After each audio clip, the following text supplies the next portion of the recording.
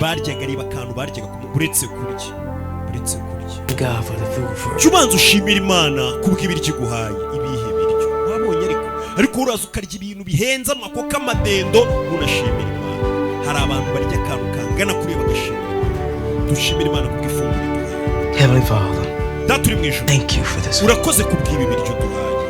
You know exactly what this family needs. Mana ni wewe uzi icyo no famiye yacu ikeneye. The Lord is my shepherd. Kandi kuko Imana ari weho mugenga wanjye cyangwa se mushumba wanjye, Shall not want. ntabwo nzigera nifuza.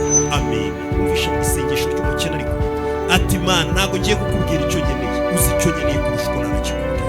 Ubikore mu buryo bwawe. I'm so hungry. I could eat this. Ndashonje cyane ku buryo niyi meza numva nayirya. Uwo ni George Foreman. Umaze kubura umubyeyi mushiki wa Ramugire. Ibaza abana badafite umurumba mu bukene bwabo, umwana barakanguka ngana kuriya